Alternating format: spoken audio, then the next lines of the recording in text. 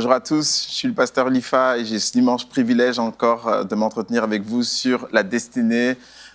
Toute la série que je suis en train de faire est issue donc de ce livre, vraiment un bébé que je porte, que j'ai porté et que j'ai pu amener jusqu'à éclosion. Donc c'est ce livre, Entre dans ta destinée. Et aujourd'hui, on va vraiment parler de ce que le don t'ouvre une voie royale. Je crois réellement, comme selon ce qu'il est écrit dans la parabole des talents, dans Matthieu chapitre 25, que chacun a reçu au moins un talent. À l'un a été donné 5, à un autre 2, à un troisième 1 talent.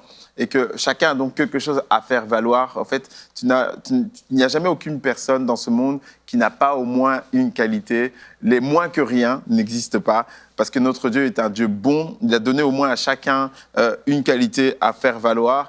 Et lorsque tu utilises à bon escient, lorsque tu utilises bien ce don-là, tu es en train d'ouvrir une voie royale dans ta destinée, une voie royale pour exceller dans ta destinée. Vous savez, il y a beaucoup de gens qui sont en train de s'user, de se fatiguer dans différentes activités pour essayer de réussir, alors qu'en réalité, ils doivent juste maîtriser le don que Dieu leur a donné. Vous savez, moi, lorsque j'étais footballeur, je n'avais peut-être pas le plus grand nombre de talents, le plus grand talent plutôt, mais par contre, j'avais une qualité que j'utilisais, c'est que j'étais un grand travailleur. Pendant que les autres se reposaient, moi j'étais en train de jouer, j'étais en train d'essayer de m'améliorer. Pendant que les autres se reposaient sur leur laurier, moi j'étais en train d'essayer de m'entraîner, de faire des exercices sur exercices. Je travaillais vraiment à chaque instant dont je disposais pour pouvoir devenir meilleur. Et c'est une qualité que j'ai continué de garder également lorsque je suis devenu avocat. Je n'ai pas le plus grand talent d'orateur ou le plus grand talent, les plus grandes connaissances, mais par contre, je sais que quand je prends un dossier, je vais le travailler, je vais le bosser. Également une qualité que j'essaie d'utiliser dans le ministère. Et à toi maintenant, quelle est la qualité, quel est le don à toi maintenant de te poser cette question, de savoir quelle est la qualité, quel est le don que tu as reçu. Tout le monde est appelé selon ses qualités, selon ses capacités. Tout le monde a reçu une portion, tout le monde a reçu une part, selon qu'il est écrit dans Éphésiens 4:7. À chacun de nous, la grâce de Dieu, la grâce a été donnée selon la mesure du don de Christ. Ou la version Sommer nous dit, selon la part que le Christ lui donne dans son œuvre. Quelle est la part que tu as reçue de Dieu dans ton œuvre, dans son œuvre? Si tu veux maintenant entrer dans ta destinée, il va falloir discerner, il va falloir trouver quel est le don, quelle est la part que Dieu t'a donnée dans son œuvre, et en sachant qu'une fois que Dieu te donne quelque chose, il ne se repent pas, il ne le reprend pas, selon qu'il est écrit dans Romains chapitre 11, 29, que Dieu ne se repent pas de ses dons, ni de son appel. Il te donne quelque chose, il t'accorde une qualité, à toi de le trouver, mais il ne se reprend pas, il ne le reprend pas. Et vraiment, j'aimerais te donner ce conseil, le meilleur conseil d'ailleurs que je puisse te donner à cette étape de ta vie, à cette étape où tu es en train d'essayer de trouver le don qui va t'ouvrir cette voie-là pour courir vers ta destinée. C'est ce proverbe, le proverbe chapitre 3, le verset 5 à 6, dit « Confie-toi en l'Éternel de tout ton cœur. Ne t'appuie pas sur ta propre intelligence. Reconnais-le dans toutes tes voies. » Où est-il? Où est le Seigneur dans ta vie? Dans quel don reconnais-tu les caractères de Dieu, le don de Dieu dans ta vie? Reconnais-le dans toutes tes voies et il aplanira, redressera ton sentier. Vraiment, le Seigneur est bon et veut te permettre maintenant d'aller plus loin dans ta destinée, d'aller plus vite dans ta destinée, de devenir meilleur dans ta destinée. Vous savez, la destinée est quelque chose d'aussi simple que courir après un but, sauter au-dessus des obstacles, trouver Jésus, et Jésus qui te permet maintenant d'exceller dans cette destinée. Ça, c'est l'histoire de Zachée. Zachée est un personnage bien connu de la Bible, et on va lire son histoire dans Luc chapitre 19, versets 1 à 7. C'est un personnage bien connu parce qu'il était riche et il était percepteur des impôts. Il dérangeait finalement les siens. Et il va faire ces gestes aussi simples que courir pour trouver Jésus, escalader auprès d'un obstacle pour trouver Jésus. Il se fait remarquer auprès de Jésus et Jésus l'invite. Jésus s'invite à venir dans sa maison et c'est une rencontre extraordinaire qui va te permettre de briller dans cette destinée. Ça t'ouvre finalement la voie royale, la voie des rois. Dans Luc chapitre 19, on va lire du verset 1 au verset 7. Il est écrit « Jésus, étant entré dans Jéricho, traversait la ville. Et voici un homme riche appelé Zachée, chef des publicains, cherchait à voir qui était Jésus. Mais il ne pouvait y parvenir à cause de la foule, car il était de petite taille. Il courut en avant et monta sur un sycomore pour le voir, parce qu'il devait passer par là. Lorsque Jésus fut arrivé à cet endroit, il leva les yeux et lui dit « Zachée, hâte-toi de descendre, car il faut que je demeure aujourd'hui dans ta maison. » Zachée se hâta de descendre et le reçut avec joie. Voyant cela, tous murmuraient et disaient « Il est allé loger chez un homme pécheur, mais Zachée, se tenant devant le Seigneur, lui dit « Voici, Seigneur, je donne aux pauvres la moitié de mes biens, et si j'ai fait quelque tort que ce soit, si j'ai fait tort de quelque chose à quelqu'un, je lui rends le quadruple. » Jésus lui dit « Le salut est entré aujourd'hui dans ta maison, parce que tu es aussi un fils d'Abraham. » Le salut va entrer dans ta maison aujourd'hui, parce que tu es un fils d'Abraham. Le salut, la victoire, la réussite, le succès, la vie va entrer aujourd'hui dans ta maison à partir du don simple. Un don simple, comme courir, comme sauter au-dessus d'un obstacle. Le salut est entré dans sa maison. Vous savez, au verset 1 de ce texte, on voit que Jésus va rentrer dans Jéricho. Et j'aimerais vraiment te dire que toutes les victoires sont en train de changer la donne. Les victoires du passé sont en train de changer la donne pour ton avenir. D'ouvrir toutes les victoires que tu vas remporter à partir des dons. Même que si c'est passé, ça va changer l'avenir de ta vie. Lorsque Jésus rentre à Jéricho, c'est la preuve que le travail effectué par l'ancienne génération permet à Jésus d'entrer librement dans Jéricho, parce que on connaît l'histoire de Josué, et on sait que lorsque on écrit Jéricho dans Josué, on sait qu'on est en train de parler d'une rempart, d'une muraille, d'une forteresse qui empêche tout le peuple à ce moment-là d'entrer dans leur promesse.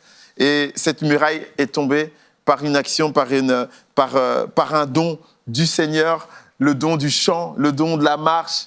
Ils ont marché autour de Jéricho, ils ont chanté, ils ont crié, et une victoire a pu être accordée à tous les peuples hébreux. Et aujourd'hui, ou en tout cas à cette période-là, Jésus entre donc librement dans Jéricho. Jéricho n'est plus cette ville barricadée, juste parce qu'une victoire a été remportée à partir d'un don aussi simple que marcher, chanter.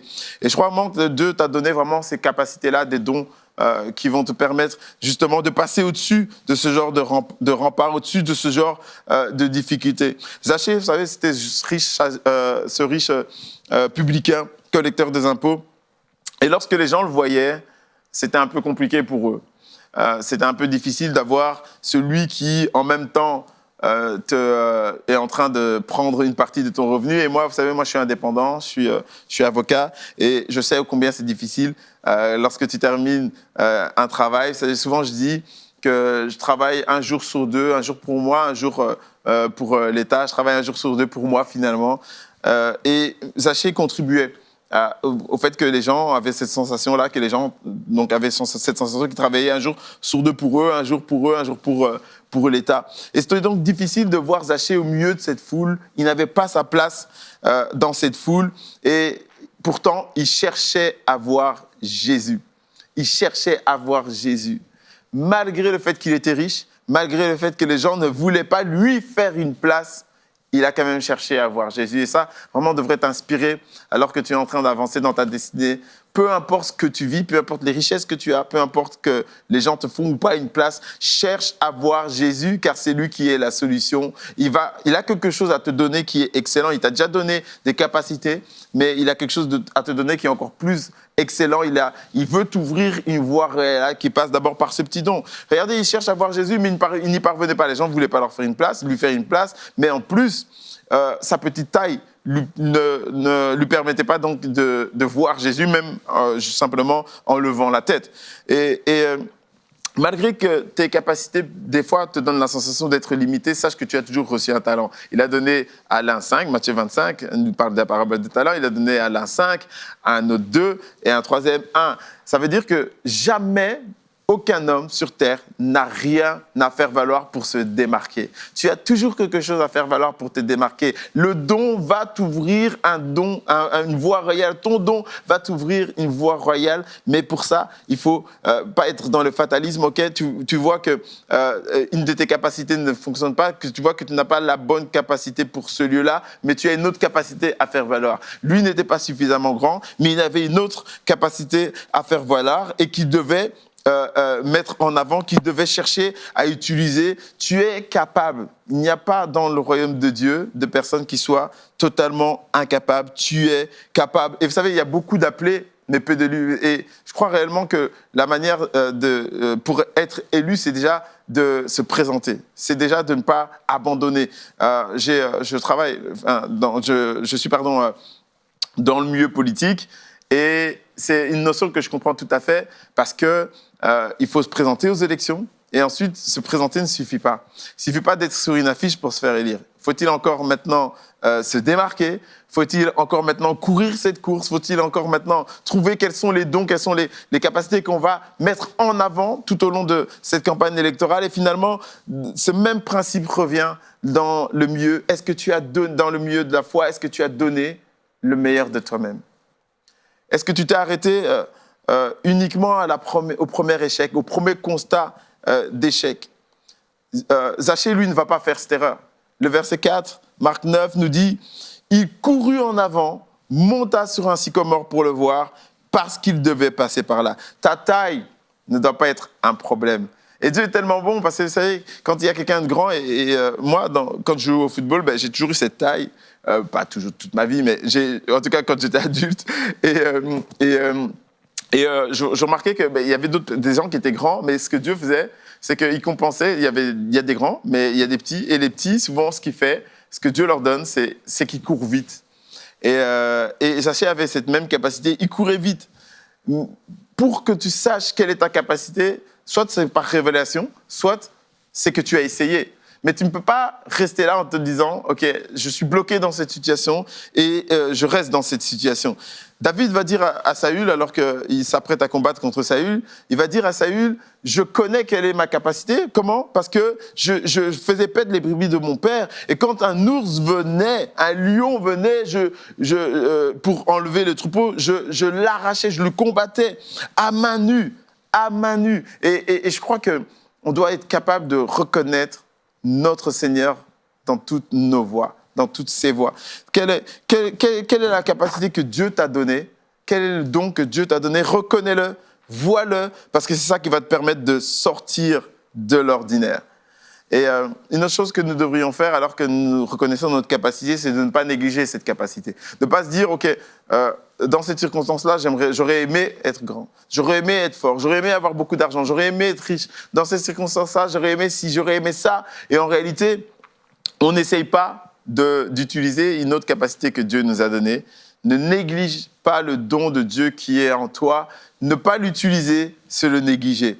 C'est ce que la parole nous révèle dans 1 Timothée 4. On nous dit, ne néglige pas, Timothée 4, 14, ne néglige pas le don de Dieu, le don qui est en toi. Et celui qui est fidèle dans les moindres choses, l'est aussi dans les grandes. Donc, alors que tu es en train d'avancer avec ces petits dons, avec ces petites choses, capacités que Dieu t'a données, il y a quelque chose de grand qui est en train d'arriver. Zachée va courir dans sa présence. Ce don te permet de courir dans sa présence, de venir dans sa présence, que ce soit le don pour le chant, que ce soit le don pour enregistrer, pour filmer, que ce soit le don pour faire des flyers, que ce soit le don pour aider les gens, que ce soit le don de l'enseignement, que ce soit le don de la prophétie. Le don que Dieu t'a donné doit te permettre de venir dans sa présence, d'amener les gens dans sa présence. Regardez que pour voir Jésus, au final, il a dû courir, mais il a dû également escalader quelque chose. Il était petite taille. Alors, on ne sait pas comment il a fait, mais il a réussi en tout cas à le faire. Et il va monter sur un sycomore. Alors, il faut quand même s'interroger sur ce qu'est un sycomore pour comprendre à quel point ça a dû être extrêmement difficile pour monter sur ce sycomore. Un sycomore, c'est un arbre qui peut atteindre jusqu'à 35 mètres de hauteur et qui fait de 2 à plus de 2 mètres de large. Et c'est tellement grand, le sycomore est quelque chose de tellement imposant que la Bible va même en parler dans Luc chapitre 17, verset 6, comme quelque chose qui est finalement semblable à une montagne. Parce que vous connaissez ce passage qui dit, si vous aviez la foi semblable à un grain de sénévé, vous direz à cette montagne, ôte-toi de là et jette-toi dans la mer, et cela se ferait. Et un autre texte, donc Luc chapitre 17, verset 6, va dire, si vous avez la foi semblable à un grain de sénévé, vous diriez à ce sycomore, déracine-toi et plante-toi dans la mer, et il vous obéirait. Ce sycomore, finalement, était la même chose qu'une montagne. Devant lui, il était comme une montagne. Mais même cette montagne ne l'a pas arrêté parce qu'il avait reçu un don de Dieu, un don qui va lui ouvrir une voie royale. Quelle est cette montagne qui est devant toi? Quel est ce sycomore qui est devant toi? Tu as reçu un don qui doit te permettre d'entrer dans la cour du roi. Le Proverbe chapitre 22, verset 29 nous dit, si tu vois un homme habile dans son ouvrage, il se tient auprès des rois, il ne se tient pas auprès des gens obscurs. Quel est ce don que tu dois reconnaître dans ta vie? Quel est ce don que tu dois utiliser avec habileté et qui va te permettre d'entrer dans la cour du roi? Si tu vois un homme habile dans son ouvrage, il se tient auprès des rois, il ne se tient pas auprès des gens obscurs. Il monte sur ce sycomore avec son don, cette capacité, il est petit, mais il arrive à monter sur ce sycomore. Et là, il va entrer dans la cour du roi. Comment? Parce que Jésus va le rencontrer. Jésus arriva à cet endroit, leva les yeux et Zachée, et il va dire à Zachée, hâte toi de descendre, car il faut que je demeure aujourd'hui dans ta maison. Quelle muraille est en train de te bloquer? Quelle difficulté, quel problème étais-tu en train de rencontrer? Passe par-dessus. Ne laisse pas cette montagne, parle à cette montagne. Ne laisse pas ce sycomore te freiner, parle à ce sycomore. Ne laisse pas ces difficultés financières te bloquer, parle à ces difficultés financières. Ne laisse pas cette incapacité se bloquer, parle à cette incapacité parce que Jésus va voir que tu es en train d'essayer de te démarquer, que tu es en train d'essayer de le rencontrer. Le don va t'ouvrir la porte du palais royal et Dieu, Jésus, viendra dans ta maison. Il lui dit, hâte-toi de descendre car il faut que je demeure aujourd'hui dans ta maison. Et si Zachée n'avait pas fait tous ses efforts pour rencontrer Jésus, et si Zachée, s'était limité à dire, ok, je n'arrive pas à voir Jésus, je vais juste rentrer chez moi. Si Zachée s'était laissé décourager par la foule, si Zachée s'était laissé décourager par son travail, parce qu'il est trop pris par son travail, il est trop riche, il est trop si, et il n'a pas besoin d'aller comme tous les autres dans la foule. C'est Jésus limite qui devrait faire les efforts pour le rencontrer. Si Zachée avait trouvé tellement d'excuses pour ne pas avancer, il n'aurait pas rencontré Jésus. Jésus ne serait pas venu le rencontrer dans sa maison. Et ensuite, lorsque Jésus va venir pour le rencontrer dans sa maison, le verset 7 nous dit que voyant tout cela, les gens commençaient à murmurer. Il disait, il va aller loger chez un pécheur. Jésus va aller loger chez un pécheur. Ce n'est pas parce que tu as des dons que tu es parfait. Ce n'est pas parce que tu as certaines capacités que tu es parfait. Ce n'est pas parce que Jésus veut te rencontrer que tu es parfait. Et d'ailleurs, c'est la raison pour laquelle on ne devrait pas être orgueilleux, s'enorgueillir d'avoir un don. On ne devrait pas s'enorgueillir d'avoir la capacité de jouer d'un instrument, s'enorgueillir d'avoir la capacité de chanter, d'avoir la capacité de faire des flyers, de faire de créer des super beaux sites web. On devrait s'enorgueillir d'aucune capacité parce que toute grâce et tout don excellent viennent d'en haut, descendent d'en haut de notre Père des Lumières. C'est Dieu qui donne toute capacité. Quel orgueil pouvons-nous avoir lorsque nous savons que nous n'avons rien fait, nous n'avons rien fabriqué, c'est Dieu qui a tout donné. La parabole des talents nous dit encore, c'est Dieu qui donne à la 1, à la 5, à la 2, et nous qui rendons à Dieu. Il murmurait parce que c'était un pécheur, parce que c'était quelqu'un qui, pour eux, volait l'argent. Oui, effectivement, c'est vrai qu'il y avait beaucoup de voleurs chez les percepteurs d'impôts à cette époque-là. Il était pécheur. Mais alors, quand bien même tu es pécheur, Jésus, lui, trouve encore plus de motivation à te rencontrer. Ça ne doit pas te motiver à être dans les péchés, mais en tout cas, alors que tu es pécheur, même si tu as des dons, tu peux être pécheur et Dieu veut te rencontrer. Jésus veut te rencontrer. Et ça devrait enlever toute la crainte, toute la honte que tu peux avoir d'aller à l'église, de prier le Seigneur. Dieu veut te rencontrer, même si tu es pécheur. Il voit tes talents, il voit les dons qu'il a mis dans tes mains et il est bon gestionnaire. Jésus veut que tu utilises ces dons pour le glorifier. Il a besoin de ces dons parce qu'il est ton créateur et il n'a jamais créé quelque chose pour rien. Dieu crée toujours pour un but. Il t'a créé pour un but. Et te voir ne rien faire de ces dons si ce n'est le mal, si ce n'est le péché, si ce n'est voler, si ce n'est t'enrichir pour juste ta petite personne, pour lui, c'est comme si il est en train de perdre sa plus merveilleuse des créations. Il veut te rencontrer et bien sûr qu'il veut aller chez toi. Quand bien même tu n'as pas encore changé, il veut aller chez toi. Et la foule est en train de se tromper lorsqu'elle pense que Jésus ne doit certainement pas aller chez elle, ne doit certainement pas aller le visiter. La foule devrait même également suivre Jésus dans la maison de Zachée parce qu'il est en train de se passer quelque chose d'extraordinaire là-bas, dans la maison de Zachée. La foule devrait venir également voir. Cela, ça peut nous arriver des fois de voir un frère, une sœur qui a des normes, qui a des capacités, mais qui les utilise pour le monde. Et nous voulons fuir ce frère, nous voulons fuir cette sœur.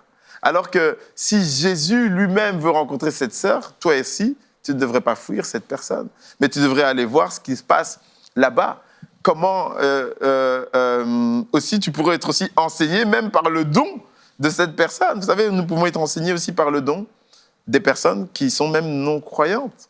Nous pouvons être enseignés par ces dons. En fait, tu ne pourras jamais augmenter ce qui est dans tes mains jusqu'à ce que tu n'aies augmenté ce qui est dans ta tête. Rappelez-vous de ce centenier dont Jésus va dire « Jamais dans tout Israël, je n'ai trouvé une aussi grande foi. » C'était un païen. C'était quelqu'un du dehors, littéralement. Mais Jésus va dire « Jamais je n'ai trouvé une aussi grande foi. » J'en suis sûr que tous les pharisiens, les publicains de cette époque, les sadducéens, tous les chefs religieux ont dû trouver cette déclaration assez folle, forte et folle. Parce qu'on était en train de mettre en avant un non-juif, on était en train de mettre en avant un païen. Il y a tellement de choses dont on est en train de se prouver, de se priver, parce qu'on pense que c'est quelqu'un de mauvaise vie, c'est quelqu'un du monde, mais c'est quelqu'un qui va changer, c'est quelqu'un qui est en processus de changement. Il y a une gloire qui va se manifester dans cette maison quand Dieu va le rencontrer, son don, son talent, il va le transformer pour le mettre à disposition de Dieu. Ce sera ce même don, ce sera ce même talent. On est en train de se priver d'une gloire à cause du manque de discernement. Zachée était en train de changer. Pendant que les gens se murmuraient, pendant que les gens se moquaient de lui, en réalité, Zachée, il était en train de faire son demi-tour. Vous savez, des fois, les gens vous regardent, utilisez votre don, vous les utilisez, c'est vrai, vous l'utilisez un peu dans le monde, un peu dans l'église, parce que pendant ce temps-là, vous êtes en train de changer, vous êtes dans ce processus de changement. Ça va arriver. La voie royale est en train de s'ouvrir et les gens sont toujours en train de vous critiquer parce que vous êtes là en train de tâtonner, titubant, mais vous êtes au moins dans ce processus de changement. Pendant qu'ils critiquent, eux ne changent pas. Pendant qu'ils critiquent, eux ne voient pas que Jésus est en train de venir dans ta maison. Alors, pendant ton demi-tour, à un moment donné, pendant ton demi-tour, on voit juste ton côté, mais tu es en train de changer. Pendant ton demi-tour, on voit peut-être à un moment donné, on voit juste ton dos. Et on se dit, regarde, il est en train de marcher dans le mauvais sens. Il n'utilise pas son don pour Dieu, il l'utilise pour aller en arrière. Et les gens murmurent. Mais ils ne voient pas que Dieu est pendant ce temps-là dans ta maison. Ouvrant une voie royale avec ce don. Jusqu'au moment où tu as fait pleinement ton demi-tour. Et là, les gens sont surpris. Et ils vont commencer à t'inviter. Ils vont commencer à dire, on veut aussi recevoir la même part. Et grâce au Seigneur, on n'est pas rancunier dans l'œuvre. Nous ne devrions pas être rancuniers dans le ministère. Mais il y a tellement eu d'ouvriers, comme ça, de la dernière heure, des gens qui ont rejoint par après, parce qu'ils avaient besoin simplement de voir pour croire. Mais je crois que Dieu est en train de vous enseigner d'aller dans les lieux secrets, d'avoir ce discernement pour comprendre ce que Dieu est en train de faire dans les lieux invisibles, parce que tout ce qui est visible vient de choses invisibles. Déjà maintenant, dans l'invisible, Dieu est en train de travailler ton caractère. Déjà maintenant, dans l'invisible, Dieu est en train de travailler les dons, les talents qui sont en toi et il va les exprimer. Déjà maintenant, dans l'invisible, Dieu est en train de te changer pour que tu mettes pour sa gloire les dons et les talents que tu as reçus. Ne t'ai-je pas dit que si tu crois, tu verras la gloire de Dieu, dira Jésus. Si tu crois, tu verras la gloire de Dieu. Mais la foi vient de ce qu'on entend et ce qu'on entend vient de la parole. C'est dans les lieux secrets que sont en train de se passer toutes ces choses. Et Zachée, en plus, lui, va exprimer la générosité quand même dont il fait preuve. Il va dire, Seigneur, voici, je donne aux pauvres la moitié de mes biens si j'ai fait tort à quelqu'un. Il ne se limite pas à juste se convertir. Il ne se limite pas à juste inviter Jésus dans sa vie, mais en plus, il veut réparer le mal qu'il a fait. Le don t'ouvre une voie royale, le don t'ouvrira les portes de Jésus, mais si tu veux aller plus loin, il te faut aussi réparer les erreurs, réparer les torts que tu as faits. Tendre la main à ceux peut-être qui t'ont tourné le dos, à ceux qui ont murmuré, tous ces gens murmuraient sur Zachée, mais j'en suis sûr que Zachée leur a ensuite tendu la main. Il va réparer les torts. Lui qui était pécheur va réparer ses torts, va tenter de compenser en rendant au quadruple. Et ça nous montre quand même que le don de Dieu le plus parfait, c'est quand même l'amour. Le don de l'amour qui rend au quadruple, qui rend au-delà. Et une des manifestations de l'amour, c'est le pardon. Il faut savoir se pardonner, mais il faut également savoir demander pardon. Et lorsqu'on demande pardon, lorsqu'on cherche à réparer les torts que nous avons faits, Zachée montre une super belle illustration, il rend au quadruple. Des fois, nous avons ce genre de personnes qui, pour réparer le tort, vont se limiter à dire « Pardon si je t'ai fait du mal. » Si je t'ai fait du mal. Bien sûr que tu m'as fait du mal. Dieu, aujourd'hui, veut venir te visiter. Parce qu'il a un don extraordinaire qu'il a mis dans tes mains. Une graine de foi qui te permet de courir, de surmonter les obstacles et de trouver la voie du Seigneur. Peu importe ce que les gens vont dire, change, fais ton demi-tour. Répare tes erreurs au quadruple. Le don est en train de t'ouvrir une voie royale. Le salut va entrer dans ta maison. Et Jésus dira, le salut est entré dans ta maison à Zachée aujourd'hui. Et je crois que le salut est entré aujourd'hui dans ta maison. Alors que tu reconnais tes torts, alors que tu acceptes le don de Dieu dans ta vie, que comme celui qui était dans la parabole du talent, tu ne caches pas tes talents, mais tu les mets à disposition de Dieu, que tu lui rendes avec intérêt le don qu'il a mis dans tes mains. Que le Seigneur te bénisse et qu'il te garde. Amen.